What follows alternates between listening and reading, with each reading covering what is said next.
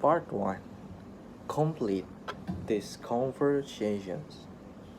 Paul, so we are talking about the climate. Amy, are there any sort of climates that you'd like to live in? I would like to live in Iceland or Scandinavia. Interesting. Why would you like to live in that sort of climate? The snow is just beautiful, and my image of those country is that their infrastructure is sufficient enough to keep you warm when you are inside. But it's a just beautiful. The snow is amazing. It contains everything. I think it's glorious. I just really like it. I used to ski when I was younger, so I always like skiing, and I like the hills, and yeah, and the snow on hills is just beautiful for me. And how about you?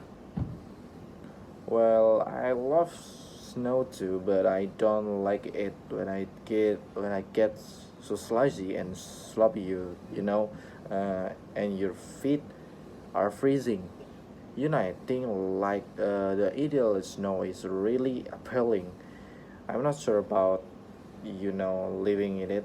I don't know, maybe the climates of like southern Italy, kind of Mediterranean climate. I think I will be really quiet, pleasant.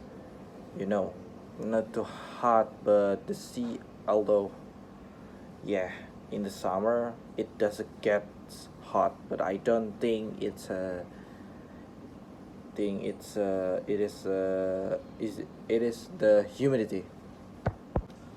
Right, I was just thinking about that. But what kind of heat it is?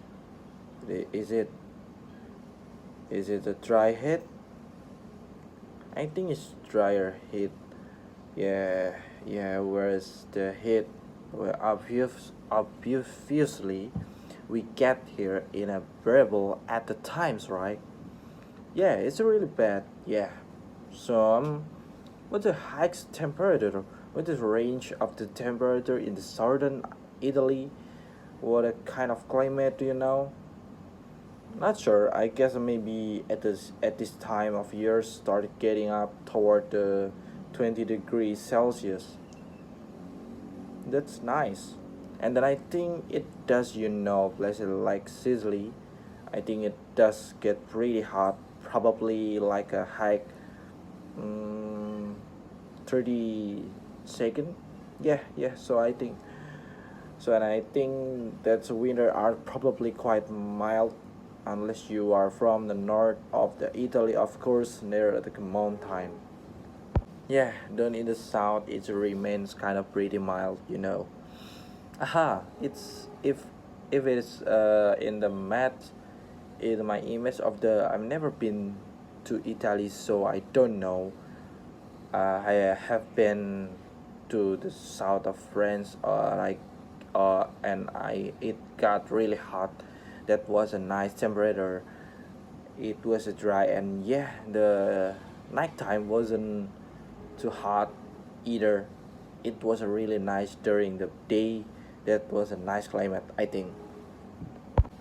Part 2. Answer the questions. Why did the elementary school bus pull into the gas stations? Because the driver had used the bathroom. Uh, Number 2. What are the reasons of the driver bus to leave the student on the bus? Because it was cool outside and he didn't want the kids to get chilly. Well, he was using the bathroom. Number 3. Who saved the student and how he did it? It is Jack. He grabs the steering wheel and he presses the brake pedal until bus to stop. That's moving.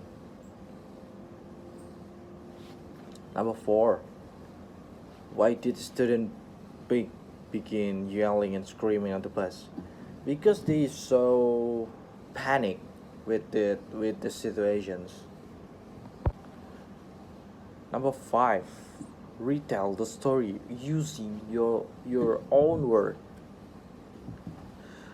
Uh, so there was an elementary school bus driver stopping at the gas station in Ohio because he had to go to bathroom, but instead of the turning off the engine and carrying the key, the driver left the bus running on the grounds that it's what cold outside, and he didn't want the children to get a cold when he wanted to get bathroom. He said with a questioned by a police officer, and there were about 20 kids on the bus, and the driver forgot to apply the emergency brake because he was is hurried to go to bathroom. Then the bus slowly started to walk itself away from the gas stations. As the bus accelerated, the children started screaming and yelling. Jack, who was one of the students on the bus, had his composure and then ran forward to the driver's seat and tried to grab the steering wheel, and then he pressed the brake pedal hard and managed the stop bus as it approached the guardrail, which almost fell into the river.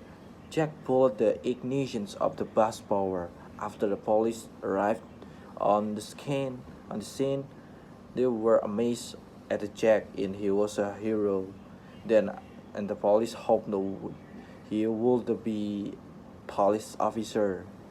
Jack felt normal because it was like a playing game, and the driver was punished for being negligent. And the judge confirmed he would never drive in that area again. Part 3, retell the story using your own word. The story began where a fox would turn out to not always like a chicken, but he likes cheese too. One upon time, there was a lady crow who was holding the cheddar in her beak. Then, because the fox wanted the cheddar, he thought of a way to get it, and he thought of starting to seduce and tease her from being charming and beautiful. But the lady crow still didn't respond and remained indifferent until the fox tried to tease him by praising the lady crow, who said that she had a charming voice and sing a song for him, and she will be called the forest princess if she want to sing. And because he is flattered, the lady crow is starting making sound, which we know her voice is not melodious at all, and seems to scream, and then the cheese falls and the fox takes the cheese because the lady crow opened her beak to sing earlier. A lesson from this story: flatters make you forget what you are trying to do.